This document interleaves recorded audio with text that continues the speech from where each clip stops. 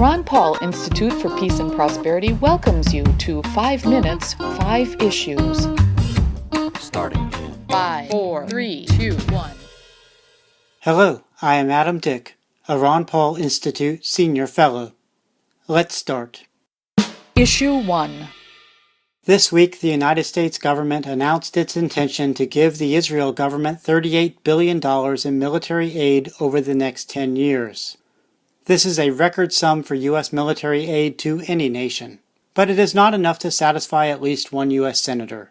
Jordan Carney reports at The Hill that Senator Lindsey Graham is planning to introduce legislation next week to add to the military aid.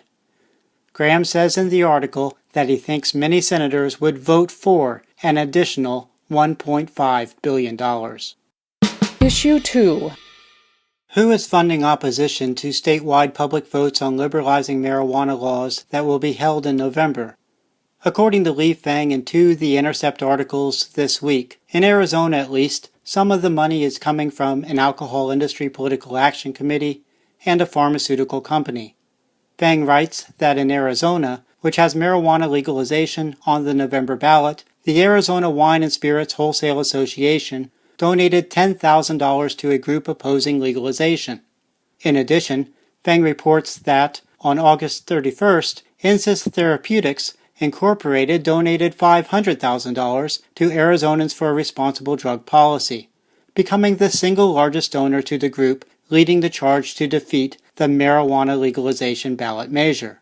As Fang points out, Insys Therapeutics disclosed in a filing to the Securities and Exchange Commission that legalized marijuana in America would likely significantly reduce sales of a drug the company is developing that uses a synthetic version of the marijuana component THC.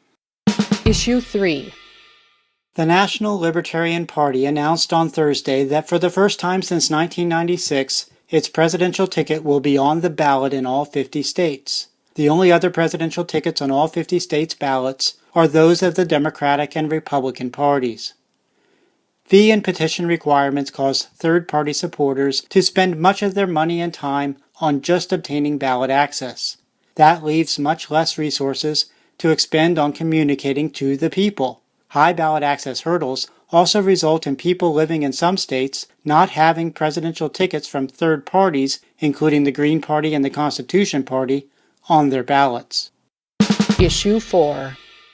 H.R. 5351 is a U.S. House of Representatives bill that would suspend, likely through the end of President Barack Obama's term in office, the ability to release people detained at the U.S. military's Guantanamo prison in Cuba. The bill thus condemns individuals to continued imprisonment irrespective of a lack of convincing justification. The bill passed Thursday on the House floor by a vote of 244 to 174. Only 4 Republican members voted no. Those Republicans in opposition were Representatives Justin Amash, John J. Duncan Jr., Walter Jones, and Thomas Massie. Duncan, Jones, and Massie are members of the Ron Paul Institute Advisory Board. Issue 5. On Saturday, September 10th, the Ron Paul Institute held its first conference. The conference, titled Peace and Prosperity 2016, took place at the Dulles Airport Marriott Hotel near Washington, D.C. Over 300 people from across the country and abroad attended the event and listened to speakers share insights, primarily on topics of war, peace, and non-interventionist foreign policy.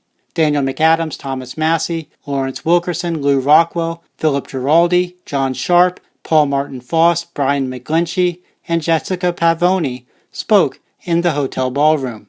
Jacob Hornberger, who I had the honor of introducing, also spoke.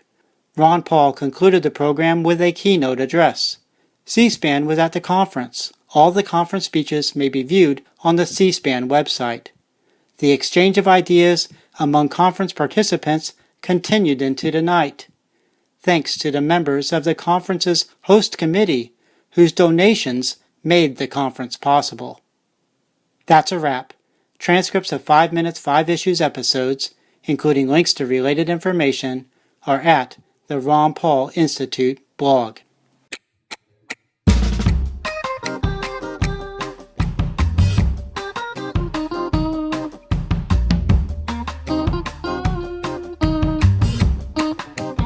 5, 4, 3, 2, 1.